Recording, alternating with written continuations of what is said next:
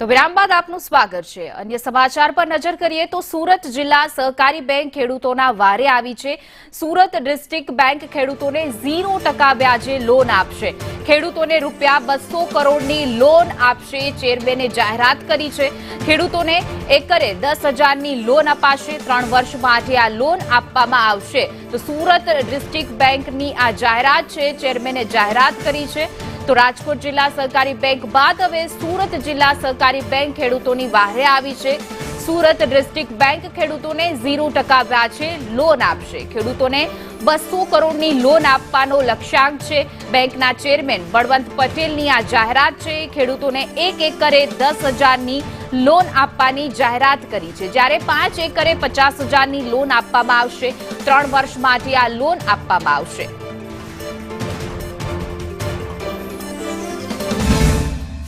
खास कर राजकोट बैंक आदरणीय जयेशभाई राडड़नी आगेवानीमां खेडूतोने 0% व्याजे आपवानी जे योजना जाहिर करी एने कारणे खेडूतोमां खूब ज आशा बंधाई सहकारी प्रवृत्ति माटे अने एना अनुसंधानमां अमारी सूरत डिस्ट्रिक्ट बैंक जे सूरत अने तापी जिल्लाना खेडूतोनी मालिकीनी सहकारी बैंक छे एमणे पण जे खेडूतो मुश्केलीमां आवे छे, खास करीने दक्षिण गुजरातमां डांगરના પાકને અને શેરડી ઉગાવવામાં ખૂબ જ મોટા પ્રોબ્લેમો આવી રહ્યા હતા અને એના અનુસંધાનમાં આવનારી જે રવિ સિઝનમાં ખેડૂતોએ ખેતી તૈયાર કરવાની છે એના અનુસંધાનમાં જ્યારે નાણાંની જરૂરિયાત હોય એવા સમયે ડિસ્ટ્રિક્ટ બેન્કે 0% વ્યાજે 1 એકરે 10,000 રૂપિયા અને 5 એકરની મર્યાદામાં 50,000 રૂપિયા સુધીને આપવાની જે જાહેરાત કરી છે